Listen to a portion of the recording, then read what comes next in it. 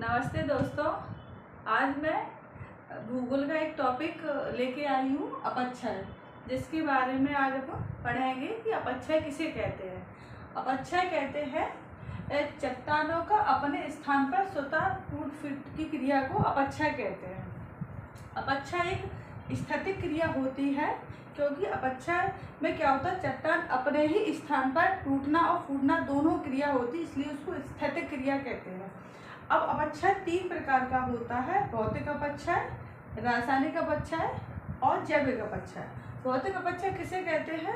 जिसमें जल, सूर्यताप, तुषार दाब होता है, उसको भौतिक अपक्षय कहते हैं। ऐसे समझ सकते हैं, जब चट्टान में जल बर्फ के रूप में जम जाता है तो चट्टान 2 भागों में टूट जाती है। ऐसे ही रासायनिक अपक्षय किसे कहते हैं? इसमें ऑक्सीजन आता है, CO2 होती है और हाइड्रोजन होती है।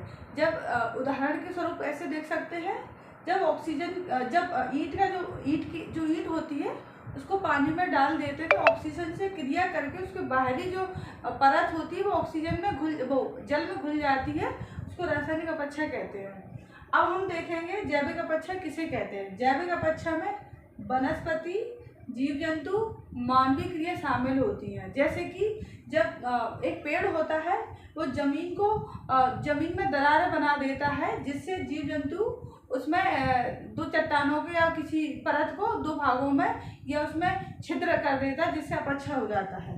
अब अपक्षय के प्रभाव भी पड़ते हैं कुछ जो हमें देखने को मिलते हैं, जैसे कि मिट्टी का निर्माण होता है। अपक्षय की जब किसी कारकों के माध्यम से जब चट्टान की बाहरी परत एक स्थान पर जमा हो जाती है, उसमें मिट्टी का एक उपजाऊपन बढ़ जाता है, जिससे नई मिट्टी का निर्माण हो जाता है। साथ ही नई भू आकृतियों का निर्माण हो जाता है, जैसे मेहराब बन जाते हैं, छोटे छोटे से खंभे भी बन जाते हैं, उन्हीं को अपक्षय कहते हैं। Thank you.